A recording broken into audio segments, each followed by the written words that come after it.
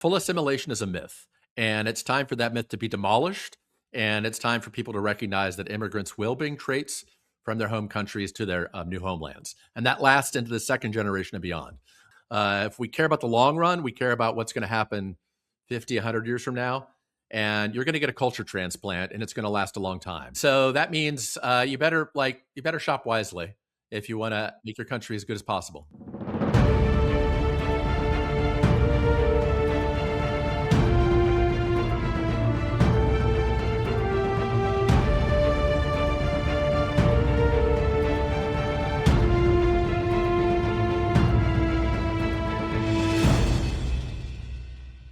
Welcome to Inside Policy Talks, the podcast of the Macdonald-Laurier Institute. I'm Peter Copeland, Deputy Director of Domestic Policy here at MLI. Today, we're talking about a question that seems suddenly to be at the center of politics across Western countries, and that is immigration. We'll be asking, what is its purpose and what impact does it have on the countries that receive immigrants? Immigration, I would say, has long been described or understood as simply a net positive, at least among many circles, educated circles. We usually debate it in economic terms, jobs, wages, GDP. But arguably, after decades of immigration from different parts of the world, and with immigrants now making up increasingly large shares of the population in Canada, the United States, and elsewhere, people are starting to ask different questions. How does migration shape culture, trust, demographics, and the quality of government and social cohesion over time? It's a topic that I care about because in Canada, immigration policy now sits at the crossroads of some of our major policy issues like housing, social cohesion, public safety, and our long-run demographic trajectory. So, my guest today is Garett Jones, a professor of economics at George Mason University's Public Choice Center. He's the author of The Culture Transplant, which argues that migrants carry durable cultural attitudes like trust, patterns of saving, and views of government that can persist across generations and even shape the institutions and societies that they move to. Before we get started, please remember to like and subscribe because it really helps us reach more people with these ideas. Garett, without further ado, welcome to the podcast. Thanks for being here. Great to be here, Peter. Thanks for having me on. Yeah, so I was really intrigued by your work. By all accounts, a traditional economist in many respects. So I want to ask you at the outset, what drew you to questions about immigration, culture, and long run economic outcomes? Well, it's just part of the general great question of economics that Adam Smith kicked off our profession with. He wrote a book called An Inquiry into the Nature and Causes of the Wealth of Nations. He wanted to know why some places were richer than others. And, when I was growing up, it seemed like it was kind of obvious, especially after the fall of communism, that, having good institutions, being kind of capitalist is good, and being, communist is pretty bad. So just don't be communist is one very important piece of good advice. Problem is that it's been decades since communism ended, and we still have a lot of poor countries. So what traits are actually driving the differences in why some countries are richer than others? It turns out that immigration offers a sort of crude kind of experiment on this question, because we've moved people from some countries to other places, and we can check and see, how do things turn out when Europeans move to a new place? How do things turn out when Chinese people move to a new place and settle there for a few centuries? Those very long run studies have actually meant a lot to economists for learning why some countries have better economic systems than others. I mean, and actually, the Nobel laureate Daron Acemoglu routinely refers to the places that a lot of Europeans have moved to, like Canada and the US and Australia, as neo-Europes. And why are they neo-Europes? Because a lot of Europeans moved there. So economists have been interested in this culture transplant question for a long time. And I thought it was time to take this debate and this area of research out of the academic journals and into a book that regular people could understand. Okay, great. We're going to get right into that. But first, I want to set the context here, looking at trends in immigration. People have been migrating for various reasons since time immemorial, but contemporary immigration is quite different. So if we zoom out for a moment and look at the trends in the past century in the Western world, how would you describe them, and how have they changed? Oh, so in the 19th century, of course, the great waves of immigration that were most important for the US, Canada, Australia, New Zealand were basically more Europeans moving to these places, right? Mhm. The US in particular had what at the time felt like an enormous amount of ethnic diversity being brought into their country. There's a great movie called The Gangs of New York that's about Yeah. ethnic conflict among these immigrants in New York City. Uh, but looking at late 20th and 21st century immigration, we can see that there are kinds of diversity that are a lot different than whether you're from Northern Europe or Southern Europe. And those kinds of diversity actually give us what a psychologist would call a greater range of variation. And if you really want to see if a particular trait matters, like if you want to really figure out if taller players are better in basketball, you don't want to compare the people who are 6'4" against the people who are 6'5". You want to compare the people who are 5'5" against the people who are 6'5". And so the modern experience with immigration involves much greater diversity along these measures that economists like to look at. Okay. That's a great point. What about the purposes or policy objectives, or perhaps some of the other differences in makeup that occurred over the 20th century? These times of migration to the quote unquote new world, it was a time of nation Hmm. building, Hmm. very different kind of social imaginary at the time. Like this sort of migration was not at all common. People lived close to one another for their whole lives, and so it was Hmm. radically different. But then in the 20th century, we also, particularly in the Anglosphere, but also Western Europe, have had migration from non-Western countries, I guess you could say, to more significant degree, and it's been caught up in kind of a project of cultural diversity, or even breaking down cultural barriers and ethnic groups and those kind of close bonds and ties. Do I have that right? What else would you say about how immigration has changed, like the nature of it over Well, time? I mean, so part of it is that one of the big measures that works for predicting successful immigration and or highly productive immigration is basically how were people in the country of origin doing around 1500? Like how technologically sophisticated were they? We call this the tech history score, created by a team like Komen, Easterly, and Gong. And so basically, what's happened is that immigration used to be to the North America, to Australia, New Zealand. They used to be immigrants, like you said, from Western Europe, a little bit from Central Europe. And these are all countries that were regions that were doing pretty well technologically in 1500. And what's happened since the late 20th century, and since then, so almost a century now, is we've had a lot of immigration from basically places that weren't as successful, right? And people are kind of hoping that in the second generation, well, the first generation might not turn out that great, but maybe the second generation of folks from places like Latin America or Sub-Saharan Africa, sometimes Southeast Asia, maybe those immigrants in the first generation might not turn out so hot, but maybe the second generation will converge. And there's usually partial convergence. Like people close part of the gap when they come from those regions. That's the norm. But that's not as strong. The convergence isn't as strong as it used to be. Okay. So, yeah. And, I have some data here that's for second generation wages among men in Canada from a study. Let me just I'll give the data first. And like it turns out that basically country of origin is a pretty good predictor of how second generation immigrants turn out. And if you look at immigrants to Canada, where the uh, immigrants to Canada whose parents came from Argentina, Brazil, Hong Kong, India, Israel, I'm just going in alphabetical order here. Those places, just to name a few, uh, those second generation folks earn more than average. And there are other places where the immigrants tend to earn less than average in the second generation.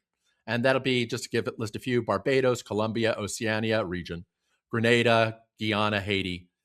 So, like, where you came from can predict how you're going to do.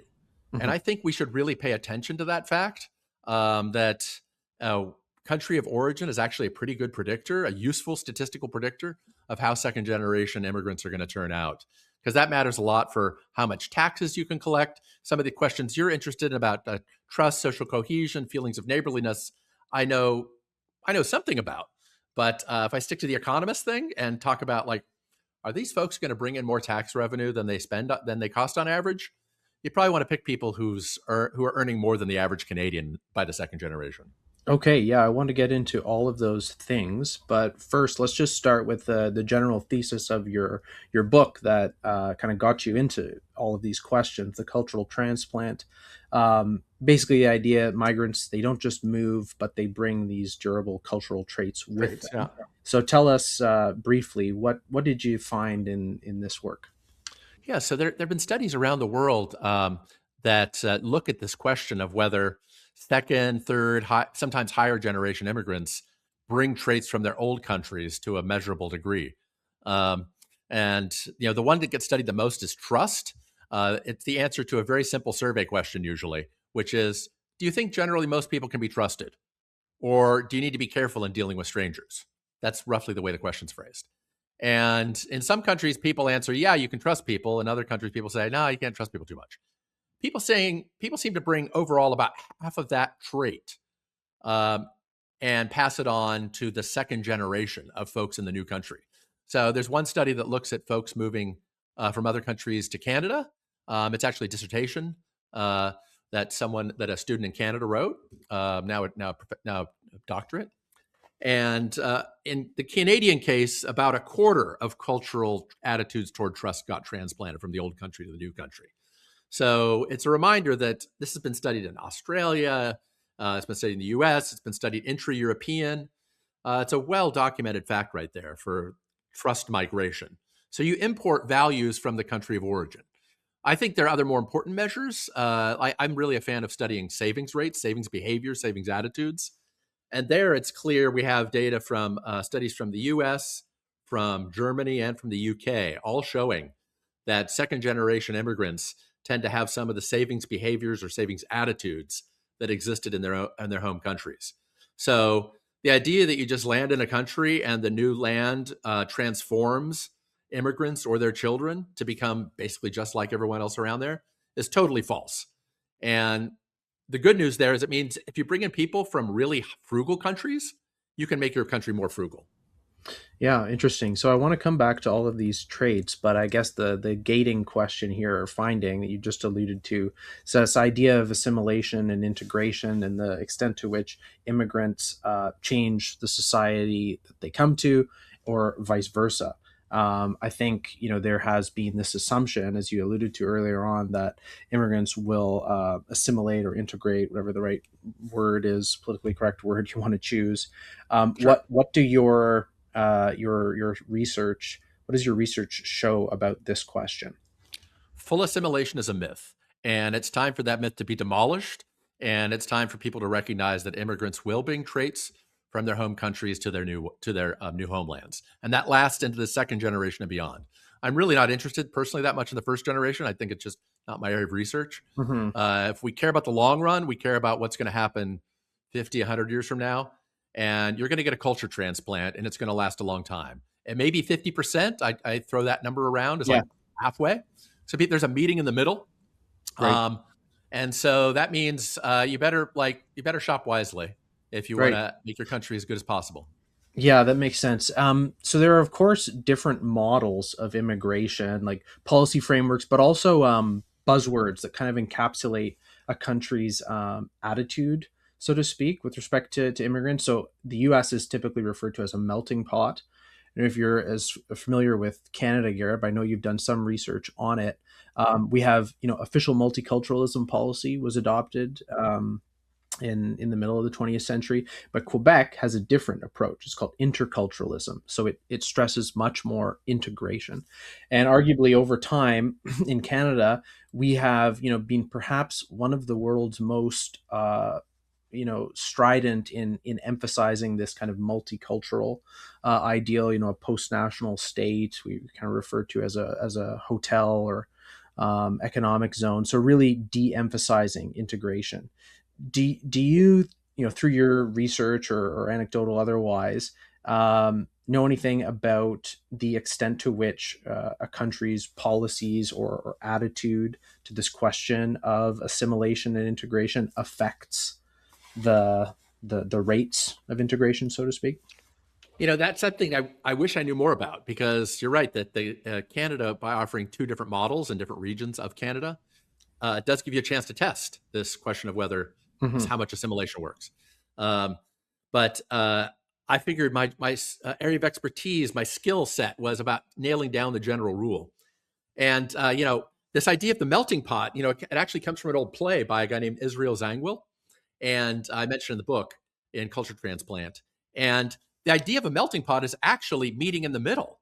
It's not the idea that everyone like the Italians come to America and become like WASPs, white Anglo-Saxon Protestants. It's that there's a meeting in the middle. The Canadian, the Anglophone regions of Canada have adopted what sound like the what people refer to as the salad bowl metaphor, where everyone sort of keeps their own little culture for generations and generations. Um, if in a country like the U.S., where people in the second generation, people really do speak English, and that's very widespread, so that's not a barrier to transmission. If we're still finding that, which what we do find, which is that people of African descent, people of Mexican descent, people of Italian descent, people of Swedish descent, they all have trust attitudes that are a lot like those back in their ancestral homelands, even though they haven't been there for a long time. I think that's a sign that this is going to stick with us. Right. It's hard to shake. Yeah, certainly. I mean, there are many factors in play always in social science domains like this, but it's pretty robust when you say, as you suggest, that integration assimilation does not happen easily or quickly. Um, but let's get into some of the specific traits. So, social trust, it's a really interesting one. Just elaborate on the concept a little bit there, and what are the factors that contribute to it, and then what sort of things it affects. Yeah. So the classic story within, say, Europe is that the further north you go, the more people have generalized trust, the more they are willing to sort of trust people they haven't met. And um, one way to measure whether this trust is well founded is to see whether people are trustworthy, right? If you're answering this survey question saying, I think most people can be trusted, maybe that's a signal that the people around you actually are trustworthy. And so the classic study of this is basically when economists leave wallets with money in them in different countries around the world, and you check with ID, and you check and see, do you get the wallet back, and do you get the wallet back with the money in it? And in higher trust societies, you're more likely to get the wallet back with money in it, and in the lower trust society, you don't. So this is a nice measure of basically whether do you always have to be watching your back, is what this is capturing in a sense. And it's probably easier, the crude economistic story is it's probably easier to engage in complex financial transactions in a high trust society without having attorneys watching over everything. And in a low trust society, you always have to watch your back. That's Right. a crude version of it, and it shows up to some extent in experimental research as well. Yeah, and now of course, so there are many contributing factors to the level of trust. Things like rule of law, Hmm. common values, institutions, to a certain extent, like cultural or ethnic diversity or homogeneity. What do you know about those factors and how they affect trust? Well, I'd say the big answer is that uh, high ethnic diversity by itself seems to reduce the level of local trust, very local trust. Hmm. Um, so, like, do you trust your neighbors? Do you think you can basically, you borrow a cup of sugar from them? That kind of thing. That's the kind of trust that really seems to get hurt by ethnic diversity per se.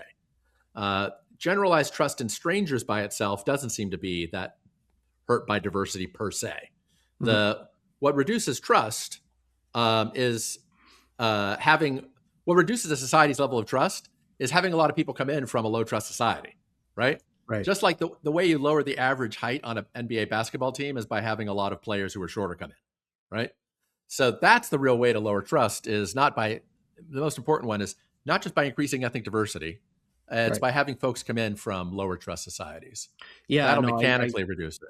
Yeah. I get that that can be the most salient factor, so to speak. But yeah, there is that interesting, meta-analysis of the effects of ethnic diversity on local trust, and you just find across the board that that it decreases it. And it makes sense to me that like the pace of change and the scale of, and the volume of migrants would have a significant impact on trust levels, as well as things like the differences in cultural values.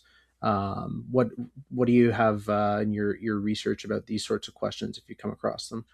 On the second one, that's the one that's the one that's cleanest, right? If folks are coming from societies where values are quite different, that's where you're going to have the real importation of new values that can lower or, in principle, raise your ethnic diversity. Hmm. So, Scandinavian immigration probably raised U.S. diversity. Excuse me, Scandinavian immigration probably raised U.S. trust levels Right. because all those Scandinavians up in Wisconsin, and Minnesota, and North Dakota, all the old Lake Wobegon tales from the old radio show. That's a high trust society, and that's really something. So it's something you can import. Hmm.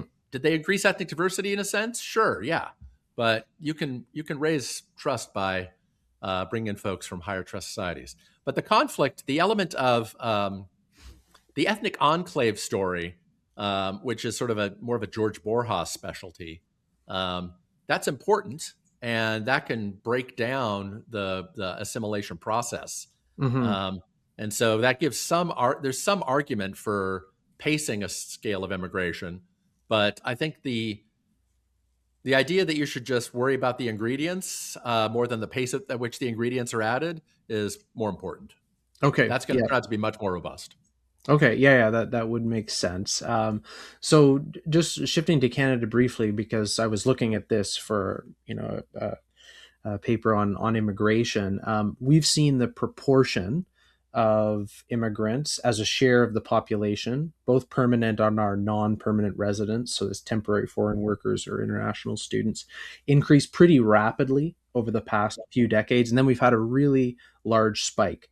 And we've had larger numbers of immigrants from low trust societies. It's showing up in particular in the non-permanent resident, temporary foreign worker, and international student category.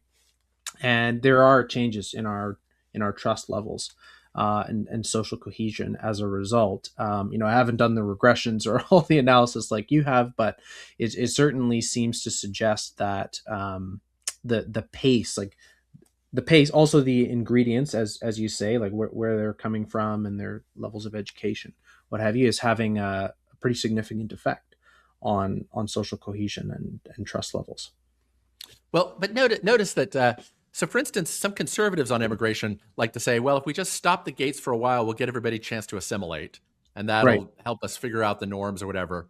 But that to me means just saying we're going to accept the melting pot idea, which means we Mm. all wind up in the middle, right? That might lead to that very plausibly leads to less conflict over time. Hmm. That's kind of how a lot of countries end religious wars, right? We just say, okay, we have a truce now. We're just going to stop talking about it, and eventually we'll all kind of mush around into the middle. Yeah. Um, and so that's taking that approach, which is very plausible as a solution. Hmm. But it means sort of accepting that you're stuck with the ingredients you got at that point. Right. Yeah, and so I'm curious then for your ideas about the alternatives. I mean, I think some people think, well, this is a good chance actually to compare Canada to the U.S. So Canada has, I think perhaps a little bit unfairly seem to have had this really great immigration system. I think the the elements about it that are quite admirable were its insistence or emphasis on skills, or this points based system. So we had a lot of high skill economic migrants who have all those right ingredients as you describe it.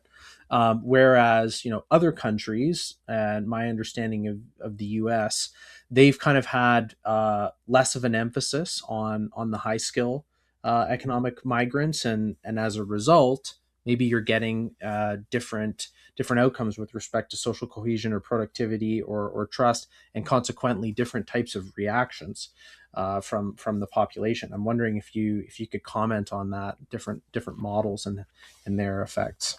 Yeah, so famously, Canada has the skills-based immigration system, but also famously, it's weakened over time, right? As you Mhm. know, and your audience probably knows that this push toward universities letting in more and more students, not creating really degree mills, but just lowering standards to bring in a lot of foreign students, Mhm. um, and having these temporary workers who don't really meet the traditional high skill criteria, Mhm. those have weakened this what was quite a strong points based system, right? The old way you would measure whether the skill based system was working well is you check and see how do immigrants do within a few years of getting into the country, like how are Mhm. they doing in the labor market? And Right. Canada's seen this clear decline of how immigrants are doing the first 10 years compared to the average Canadian. That's obviously a decline that whatever glory there was to the older skill based system, it's really dropped off. So Mhm. Mikhail Skuterud, I'm probably mispronouncing his name. I apologize for that. Yes, he's at I mean, Waterloo here. he's famously called for just getting back to basics on this. And the nice thing about high skilled folks is that they usually tend to be higher trust. They tend to have higher savings, better frugality attitudes. They might be more pro market in general. Mhm. Um, but generally, you're going to get a lot of higher tax revenue, all the good things you want if you just kind of get back to basics. Comparatively, the U.S. has had a lot of great high skilled immigration, but it hasn't been the majority. Um, a lot of the biggest, for decades, the biggest source of immigrants has been folks from Mexico on net. And those in the second generation and beyond, they perform a little below the American median, a little below average in terms of uh, wages and a bit more below in terms of education. Um, but that's the big difference, right? Is that the U.S. has, but our higher performers are really exceptional. There seems to be this, as you know, that when high skilled immigrants are uh, heading to either Canada or the US, people with similar credentials, people who look similar on paper beforehand, when they come to the US, seem to earn more than when those people, statistically similar folks, go to Canada. It looks as though whether Canada's making them worse, which I doubt, or whether Canada is just not getting the best ones because those people self-select into the U.S. Uh, Canada's high-skilled immigrants just don't seem to have quite the special sauce that American high-skilled immigrants do. So the U.S. seems to be getting something a little bit special there at the high end. This is a Yeah. classic American story. America's the high variance nation. Yeah, the land of extremes. Yes. America's the land of extremes, and high skilled and immigrants know this, right? So Yes, certainly. Yeah, fascinating stuff. So I want to do a few more comparisons just to get your take on some things. So, because you've been very interested in the effect of immigrants on things like innovation and productivity in the long run economic outcomes, and there are pretty high performing nations, economically speaking, with very different approaches to immigration. So, countries like Japan and South Korea, very innovative, have been very successful economically, very low immigration and cultural diversity.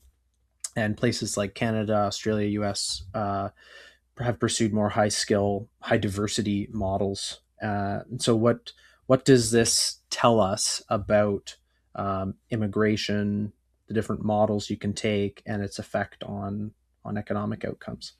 well, one thing it tells you is that I mean the most obvious point is that you don't have to have immigration to be a currently high innovation nation, a Hmm. globally world changing technological power, right? Hmm. You know, like they're just maybe I call it 7 countries, but you might round it up to 10 or so countries in the world that do almost all the important innovation, Hmm. right? Like most of the world is there are only a few countries in the world that have main character energy when it comes to innovation. And whether they have immigration or not, or high skilled or low skilled immigration, is not in the short run, or at least the run of the over a few decades, doesn't seem to be the most important issue. I hope that Japan decides to open a path to massive high skilled immigration because it's a great R&D lab, and as Japan's population declines, it's going to be much harder for them to pull that off. Um, but the idea, what one thing that innovation is especially sensitive to is government quality. And so, if a country brings in a lot of low-skilled immigrants who tend to vote for government policies that aren't as pro-market, or they require a lot more redistribution in order to keep that social safety net available to the new second and third generation immigrants from those countries. That just makes it a lot harder to be a high innovation powerhouse if you're having a more bigger and grander welfare state. I mean, France is, I think, going to be the poster child for this over the next 20 years, unfortunately. That the desire to keep the social safety net for a expanding class of folks who are net takers from the government, that's just going to get really expensive, and it's going to make it hard to be a high innovation powerhouse. Yeah, wow, that's fascinating stuff. Um, so I want to zoom out a bit now, to the question of like the future of immigration policy and what is it going to be for going forward. You touched on demographics there with Japan. Um, I almost think, on the one hand, immigration, I mean, it's been part of the Western story because of the New World, to a significant extent. So that was a large part of migration early on.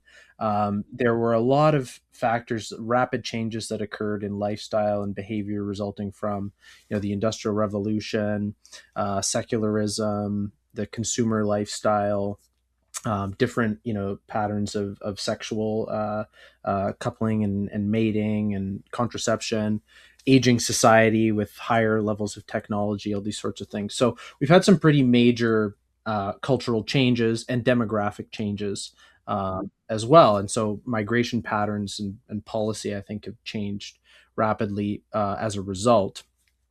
Starting with the demographic question, like on one hand, it would seem we don't really need immigration insofar as we're replacing ourselves, right? From that narrow lens of policy focus. Um, I wonder whether it has been undermined or been a factor in undermining domestic fertility rates in Western countries. And I wonder if you've done any research on that or thinking about it, how it impacts it.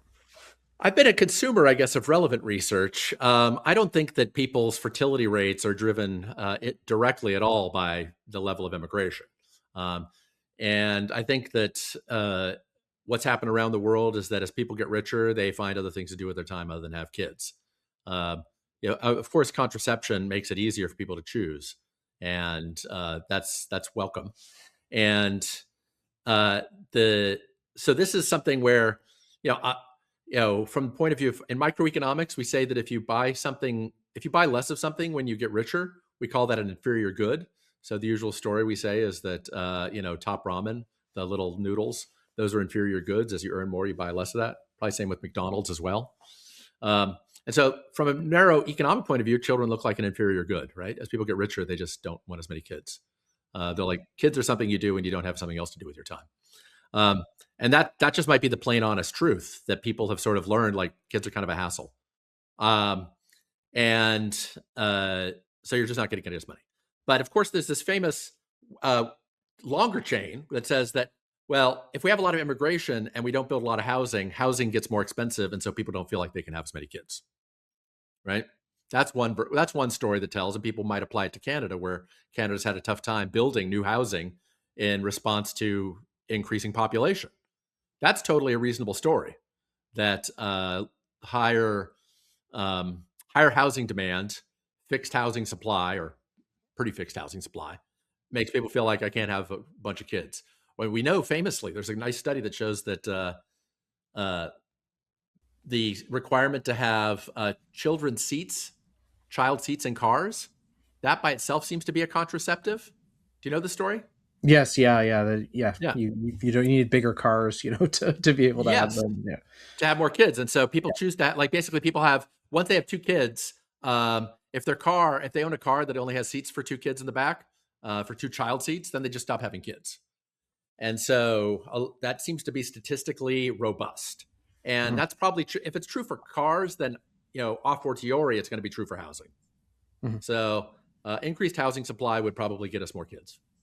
Yeah, no, there are certainly many factors that affect it, and actually, a University of Toronto paper just came out showing that housing affordability is affecting fertility significantly Yeah. in the U.S. I think it's more of an indirect effect with respect to immigration. Like, it's being referred to because population, decline is obviously a concern and an increasing Hmm. one among policymakers. That immigration is just going to solve this. But I kind of suspect, I think more research needs to be done on this, that it's an indirect effect in that it's contributing to neglect of for fertility policy. um, and it's interesting, like, I think even like when we were relying so much on immigration to yeah, to deal with our population decline. Like, people are, they're just having they're having smaller and smaller networks of people, who they know well themselves. And this is kind of connected to the Putnam thesis that you discuss in your Bowling your alone. book a Yeah. little bit, that Yeah. people are, they just have smaller networks, and so they're a little more isolated, they're a little more lonely, and that can also affect trust and social cohesion. So I think I think it's an interesting nexus. These questions. It's not direct as you suggest, but I think it's worth looking into further. But I think that's the thing. I think that when people get richer, they buy different things, and they a lot of things that they buy are convenience. And one element of convenience is not having to put up with irritating neighbors. So some people romanticize like village life, but a lot of people, in real life, you just, the old as the blogger Cartoons Hater puts it. She's had a great line about this. She says, "You don't want a village, you want servants." And basically, what Megan McArdle, the columnist, the journalist, has riffed on this, saying that to keep the benefits of a traditional society where you have a community that can help you raise kids, and so you have a big family because there's always someone to watch your kid. Um, to do that, there has to be a give and a take. And as people get richer, they just don't want to give that much into the pool. They want to be free riders. So basically, people are privatizing a lot of these social goods that used to be communal. And that's something that richer people apparently do. So we should Yeah, just be no, aware I of it. agree. It It's certainly a side seems effect of to be. prosperity. Yeah, it seems to be something that occurs, but then it has pretty significant negative effects Yes. in aggregate, because Yeah. a lot of what makes up well-being is tighter tighter knit communities, closer ties. Marriage and having children is, in fact, a major predictor of well-being and long-term happiness for people. So it's almost as if, yeah, a lot of these changes, accumulated changes in lifestyle and behavior that result from technological change, increasing liberalization and wealth, also maybe past a certain threshold end up having diminishing returns. Um, and it is, I mean, it's going to be interesting to see what happens in um, the medium or long term, as some of these pressures on society, perhaps get exacerbated. Yeah. It's been hard to find solutions. As you know, there have been a lot of programs out there to try to encourage people to have more children, subsidies Yeah. and tax credits and whatnot. And those things, just that the effects are just very small. Yes. It's it I think that this preference shift that occurs as people get richer is, really a first order consequence for understanding the human condition, I think. Yeah. Yeah. Okay, so I want to shift now to where we are in the public policy and political landscape.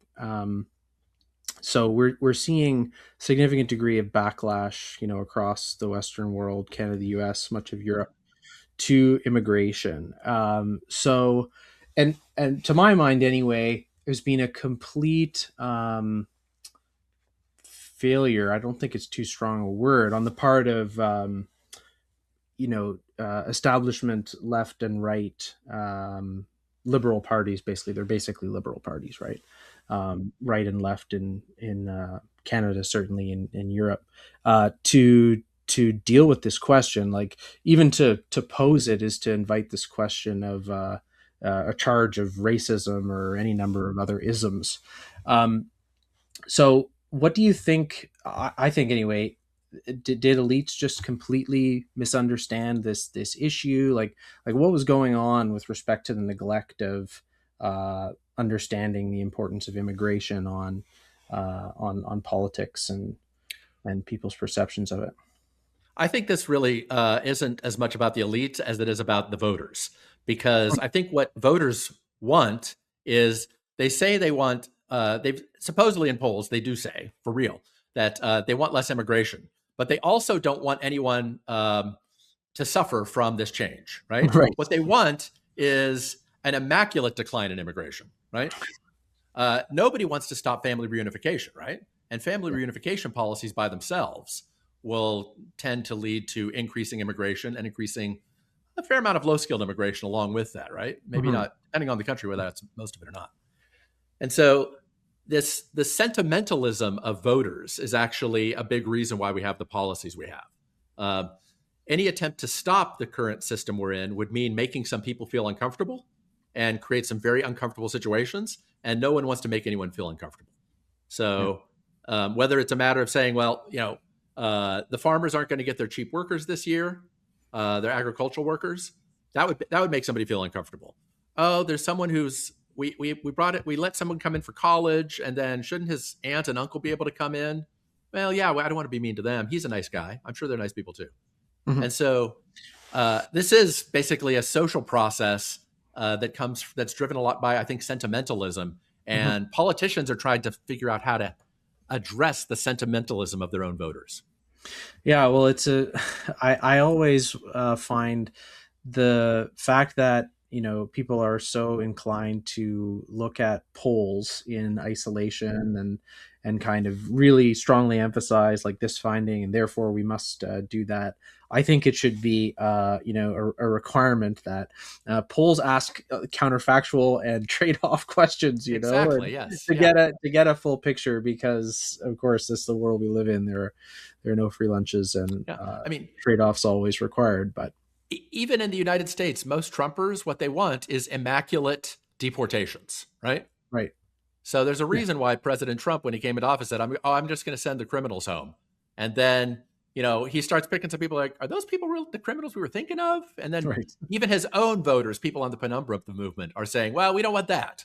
No, yeah, not like that, as the meme goes.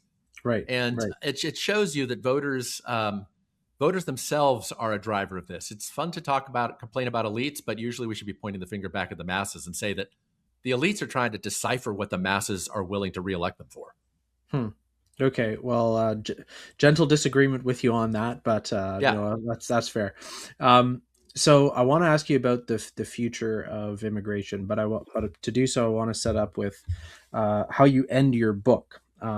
You say that, quote, we can predict that year after year of massive immigration from the world's poorest countries into the I-7, which is the Innovation 7, world's most innovative nations would eventually tend to have effects like these. Quality of government would fall, corruption would rise, social conflict would increase, and so would the risk of civil war. Trust and probably trustworthiness towards strangers would decline, support would rise for higher minimum wages, and laws making it harder to fire workers. Innovation would decline overall, and since new innovations eventually spread across the entire planet would eventually lose out. So, I see some signs of this already, perhaps around the world, and I suspect you do as well. So, I want to ask you, Garett, to conclude, what's your prediction about the future of migration in Canada and the US and the Western world? And what do you think we should do to improve it? Well, I think there's some things that are already baked in the cake, right? So that it's going to be tough for rich countries to end things like family reunification, and that means that there's some processes just going to keep continuing. I think that with France and the UK in particular, which are two of the I-7, those are two countries where they're just going to have a tough time keeping their welfare state promises into the future. And that's just going to lead to a lot of social conflict that's going to show up in government. I don't make any particular claim about how it happens in society more broadly, but government's going to be a lot more conflictual as it's clear that there's an underclass or a semi-underclass of folks who are descendants of, substantially, not entirely, of folks who are the second, third generation descendants of immigrants, that's just going to lead to a lot of social conflict. And it's going to make it tougher to do good policy, good innovation there. The US, I think, has seen a version of this with Donald Trump, right? So Trump is himself an embodiment, I think, of America's politics and social conflict over immigration policy. And part of the way Trump resolves this is by bringing in a lot of, Latin America, Latino voters, right? He's brought them into the coalition, and he's brought in a lot of less educated whites and brought in policies that those folks tend to like. Maha, the RFK Jr. policy, that's pulls pretty well among his new coalition. So these changing political coalitions are really important, and it's going to continue. I do think the one element where that's gotten politically correct to talk about this year, even The Economist mentioned it, is that it's okay now to worry about whether new immigrants are likely to be net payers into the welfare systems. And so I think that if I wanted to say, where's my glimmer of hope for reform? It's that the rich countries that have received a lot of immigrants might start shifting their immigration systems to actually worry about whether people are likely to be net payers into the system. That's not going to change this legacy problem of family reunification, but it might. I want to have some little silver lining to my story here, and I'm glad to see that 2025 is the year it became okay to talk about the fact that immigrants from some countries are more likely than immigrants from other countries to pay more than their share into the public fisc. Well, yes, as we know, it does take a crisis or an issue getting to a certain extent for it to register with the broader public and often then shift the Overton window.